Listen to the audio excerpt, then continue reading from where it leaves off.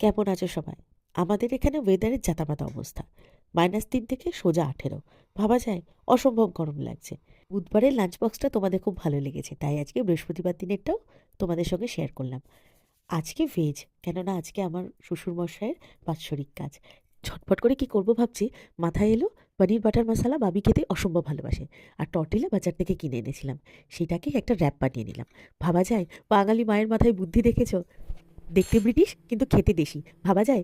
এইরকম আইডিয়া কোনোদিন কি আপনাদের মাথায় এসেছে? অবশ্যই জানাবেন কিন্তু। হাত না কেটে যায় এইরকমভাবে পানিটাকে কুচি কুচি করে কেটে ওর মধ্যে লঙ্কা গুঁড়ো, হলুদ, স্বাদমতো লবণ আর চিনি দিয়ে ম্যারিনেট করে অল্প একটু বাটারের মধ্যে ছেড়ে দিতে হবে। বাটারের মধ্যে পনিরগুলো স্নান করা হয়ে গেলে ওগুলোকে তুলে নিয়ে কালো জিরে ফোড়ন দিতে হবে। আর হ্যাঁ, বাড়িতে যা বাদাম আছে, চিন্তা করতে হবে না যে কাজু বাদাম দিতে হবে। যা বাদাম আছে সেইগুলোর সঙ্গে অল্প একটুখানি পোস্ত বেটে একটা পেস্ট বানিয়ে নিতে হবে। স্বাদমতো লঙ্কাও দিয়ে নিতে পারেন। আমি এর মধ্যে একখানা লঙ্কা দিয়েছিলাম।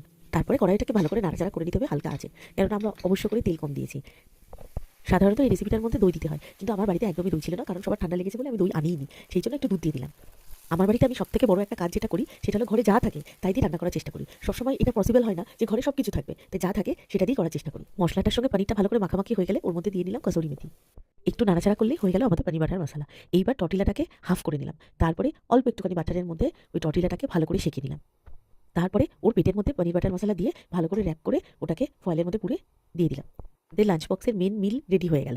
কাল রাতে কেকটা বানানোর পরে আমার আর শরীরে কোনো ধৈর্যই ছিল না।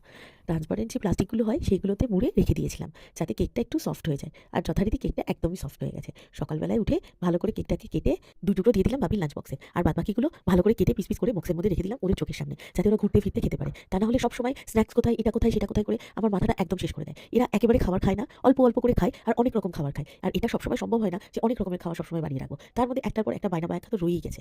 তার মধ্যে বেশ কয়েকদিন ধরে আমার বাড়িতে নতুন একটা নাটক শুরু হয়েছে। বাবার ছেলে রিলস দেখে, যেখানে যা খাবার পায় আমাকে সেইটা হোয়াটসঅ্যাপে পাঠিয়ে দেয়। তার নিচে ছোট একটা মেসেজ থাকে, ইস এটা যদি খেতে পারতাম তাহলে কি ভালো লাগতো। আর আমার মন এত গলে যায় তাড়াতাড়ি যে আমি সবকিছু ছেড়ে সেটাই বানাতে বসে যাই। এখনকার জেনারেশনের এইরকমই অবস্থা। কিছু যদি লাগে মুখে বলার থেকে বেশি মেসেজ করে পাঠিয়ে দেয় যে আমার এটা লাগবে, আমার এটা খেতে ইচ্ছা করছে। আরেক অবস্থা হলো যদি বলি 2 দিন পরে দিচ্ছি, ঠিক 2 দিন পরে জিজ্ঞাসা করবে, কই তুমি তো ওটা বানিয়ে দিলে না, ভুলে গেছো, তার মানে মনে হয় আমাকে আর ভালোবাসো না। এর উত্তর কি দেওয়া যায়? আমার কাছে নেই। আপনাদের কাছে থাকলে আমাকে অবশ্যই জানাবেন। এরা এইরকম ভাবে আমাকে ব্ল্যাকমেল করে। আজকে উপর থেকে নিচে লাঞ্চ বক্সের মালিক রেডি হয়ে আসার আগে আমার লাঞ্চ বক্স রেডি হয়ে গেছে। ওফ, একটা কাজ তো হলো সকালবেলায়। কয়েকদিন ধরে ছোট ছোট করে নোটস লিখে দিচ্ছি, খুব মজা পাচ্ছে। বাড়ি এসে সে কত আদর, ভালোই লাগে আমার। সারাদিন বাদে যখন বাড়িতে এসে ইংলিশ টানে বাংলায় আদো আদো করে বলে, বেশ ভালোই লাগে শুনতে। একটা মায়ের থেকে বেশি আর কি চাই। ভিডিওগুলো কেমন লাগছে জানালে খুব খুশি হব কিন্তু।